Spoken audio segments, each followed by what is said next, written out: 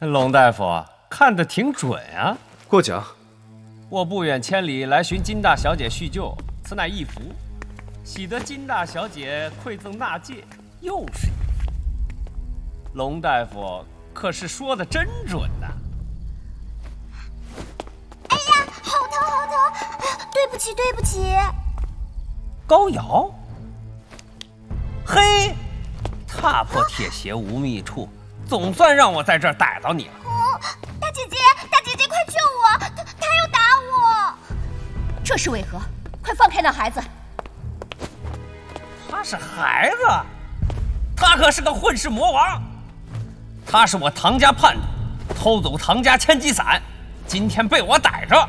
唐师兄，你跟王胜之间的事，干嘛拿我撒气啊？王胜还念在同门师兄弟的份上不杀我，你竟然想杀人灭口！你胡扯什么？唐师兄，你让王胜潜入宋家，偷什么九星元魂啊？对，就是九星元魂。什么九星元魂？我杀了你！你，唐兄弟，听着小姑娘把话说完啊！小丫头，你只管讲，在我史家地盘，谁也欺负不了你。那日不想九星元魂被戴家拿了去，你就藏在宋家禁地杀了戴欢少爷。对，戴欢就是他杀的。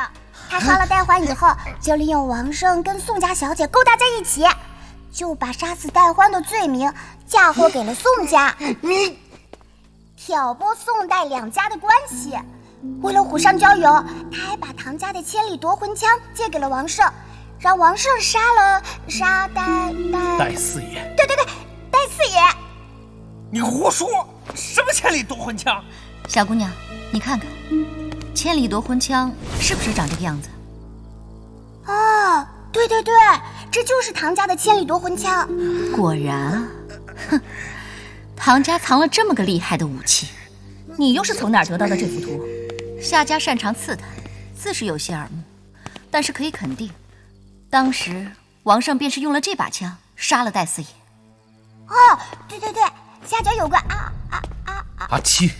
对，这个阿七近来总在临川城活动。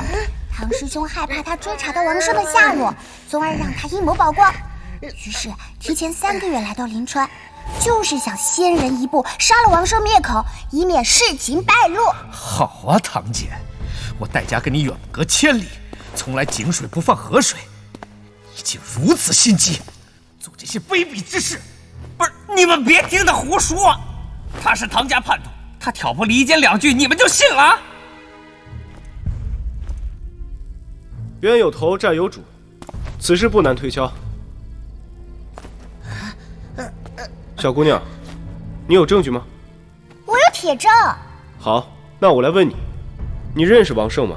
之前不认识，但是接到无忧城任务之后，他没有杀我，把他跟唐简师兄的计划都告诉了我，并且让我传话给唐简师兄。胡说！